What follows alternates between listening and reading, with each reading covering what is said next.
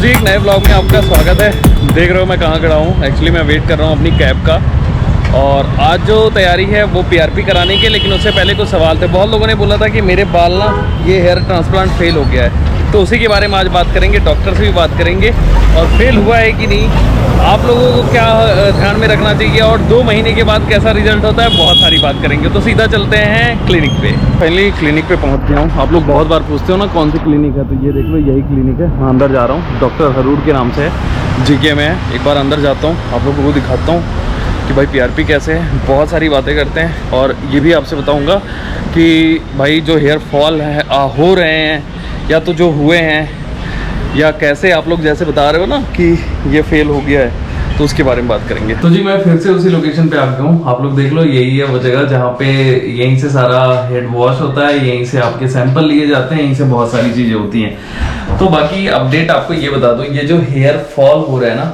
आप लोग देख लो, बहुत ध्यान से देखो। ऐसा नहीं है कि मैंने किसी टाइप का वो लगा रखा है जो ब्लैक ब्लैक होता है ना, उसको क्या बोलते हैं? नहीं, जिससे बाल की थिकनेस ज्यादा होती है, क्या उसको बोलते हैं? हाँ कुछ है, एक्चुअली नाम होता है कुछ बाल की थिकनेस बढ़ाने वाला। तो वो भी ऐसा कुछ नहीं डाल रखा है, ये नॉर्मल है मेरा। Fibre, correct, fibre. तो मैंने कोई फाइबर वगैरह तो नहीं डाल रखा है। आप देख सकते हो ये है मेरी कंडीशन आफ्टर 2 मंथ। 2 महीने के बाद कंडीशन मेरी यही है। बाकी आप यहाँ से मेरे बियर्ड में भी देख सकते हो, सारे बाल आ चुके हैं। तो ऐसा कुछ भी नहीं होता। बेसिकली क्या होता है कि बाल कम दिखाई देता, सारे आपको टोकेंगे।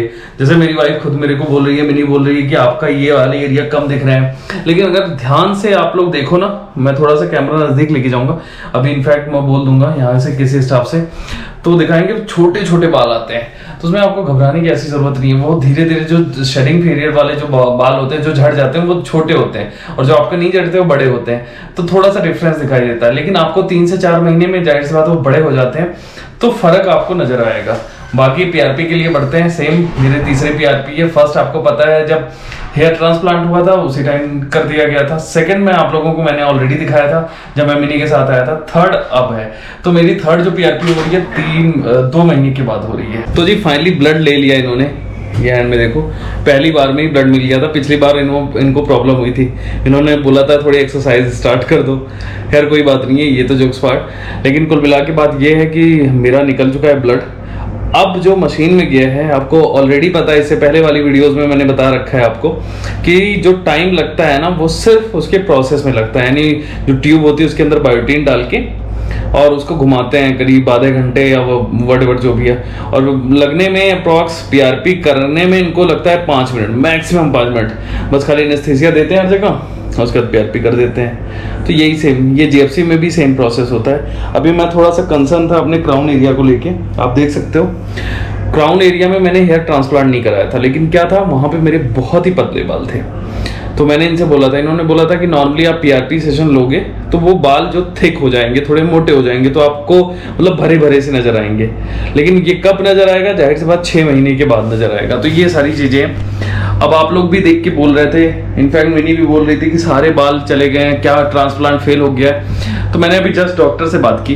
डॉक्टर एक्चुअली जा रहे थे सर्जरी में, तो उनके पास टाइम नहीं था बहुत ज्यादा बात करने का, तो मैंने टाइम भी नहीं लिया। लेकिन उन्होंने जो बात बताई, मैंने कहा आप लोगों से बता दूं। बेसिकली जो शेडिंग पीरियड होता है ना, बहुत सारे आपके बाल जा चुके होते हैं, तो उनका जो हेयर ग्रोथ होता है ना, वो बहुत धीरे धीरे होता है। तो वो देखोगे आप, बहुत छोटे छोटे बाल आ रहे होते हैं, तो आपका जो स्किन है वो दिखता है। तो यही सारे रीजंस होता है कि आपका लगता है कि भाई हेयर ट्रांसप्लांट फेल हो गया, लेकिन ऐसा कुछ होता नहीं है। नॉर्मली बहुत नॉर्मल तरीके से आप देख सकते हो, एक फेज होता है 1 मंथ 2 मंथ, ऐसे बहुत सारे, मतलब जहां तक मेरा एक्सपीरियंस है, आपको जो रिजल्ट दिखेगा ना, वो आफ्टर 3 मंथ बाद ही दिखने वाला है कि एक्चुअली क्या आपके हेयर की ग्रोथ हुई है, कहाँ कहाँ आपके बाल गए हैं, कहाँ कहाँ लगाए गए हैं। तो ये सारी चीजें होती हैं। बाकी 2 महीने का जो मेरा एक्सपीरियंस रहा है वो ये रहा है कि कोई प्रॉब्लम नहीं होती। सिर्फ फर्स्ट डे 2 डेज की प्रॉब्लम होती है, जैसा कि वीडियोस में मैंने दिखा रखा है कि सोने में थोड़ा सा इशू होता है, बाकी तो कोई ऐसा इशू होता नहीं है। अब मैं वेट कर रहा हूँ कि एक बार मेरी मेडिसिन तैयार हो जाए, फिर पीआरपी के लिए जाऊंगा। तो जी फाइनली मैं आ गया हूँ पीआरपी वाले रूम में। बस पीआरपी होनी है। ये सर बुलाने वाले हैं डॉक्टर को, डॉक्टर आएंगे और नॉर्मली एनेस्थीसिया लगा के और उसके बाद पीआरपी करेंगे। पीआरपी रेडी हो गया ना? हाँ जी। कितना टाइम लगता है वैसे रेडी होने में? 40 मिनट्स लगते हैं। और राउंड वाली जो मशीन होती है उसके अंदर लगाते हैं। और थोड़ा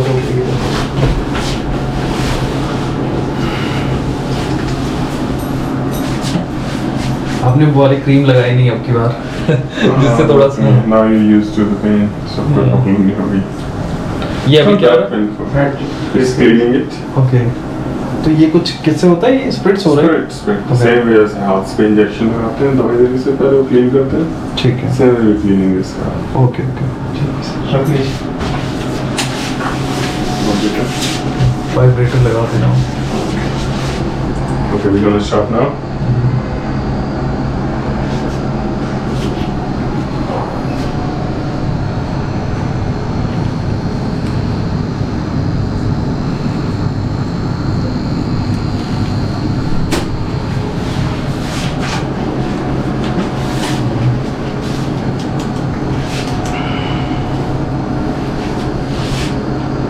Again.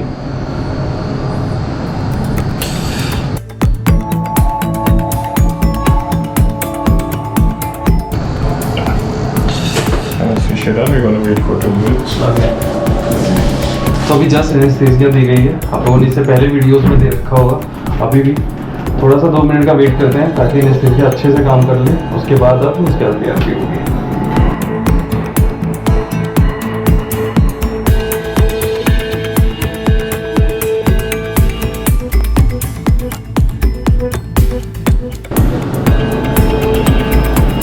तो यहाँ वाला focus This one. This one. Okay. Very tight.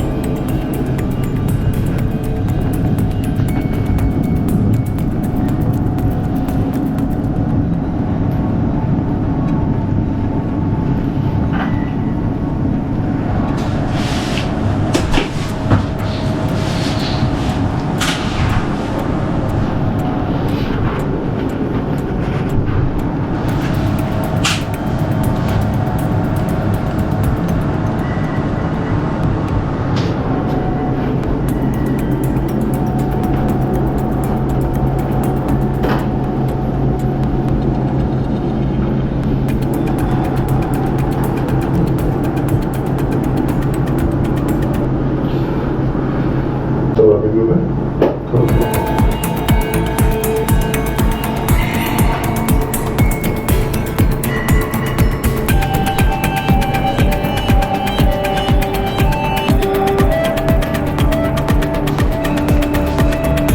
$24 no workout, no drinking, no smoking, no shampoo. Okay? Simple to go. 24 घंटे तक हमें कुछ भी नहीं करना होता, जैसा कि डॉक्टर ने आपने सुन लिया। जो मिनॉक्सिडिल इस्तेमाल होता है उसका भी नहीं करना है। 24 घंटे तक आपको जिम भी नहीं जाना होता है और 24 घंटे तक आपको बेसिकली रिलैक्स करना होता है। ये सीधा सीधा आप समझ लो, क्योंकि जाहिर सी बात है कोई भी मेडिसिन आपके बॉडी के अंदर इंजेक्ट की जा रही है तो उसको थोड़ा टाइम चाहिए होगा। और बाकी पेन आप लोगों ने देख लिया होगा एक्सप्रेशन से कि पेन होता है कि नहीं होता है। पेन तो थोड़ा बहुत होता है, अब कोई भी चीज़ करवाओगे तो जाहिर सी बात है पेन तो होगा ही होगा। PRP के बाद अब ये क्लीनिंग करते हैं, थोड़ा सा एक बार देखते हैं कि क्या है। अभी एक्चुअली ये छू रहा है, मुझे पता नहीं चल रहा है जहाँ जहाँ, क्योंकि एनेस्थीसिया ने काम करना स्टार्ट कर दिया है। क्या स्टार्टिंग से ही कर दिया, लेकिन अब थोड़ा ज़्यादा और लग रहा है, अब भारी भारी सा लग रहा है। अच्छा बैठ जाओ, ठीक है। सो फाइनली आज मेरा तीसरा PRP हो गया है और आप लोगों को दिखा भी दिया। अब यहाँ से मैं निकलता हूँ। आपको बताने का मेन उद्देश्य यही था कि आप लोगों ने बहुत सारे कमेंट कर रखे थे, इनफैक्ट घर वालों ने भी बोले कि आपका कहीं फेल तो नहीं हो गया, तो मैंने कहा आप लोगों को थोड़ा सा दिखा दूँ। बाकी किसी भी तरीके की आपकी क्वेरी है तो कमेंट बॉक्स में कमेंट करो, बाकी इंस्टाग्राम पे फॉलो करो, बहुत सारी अपडेट्स मिलती रहेंगी।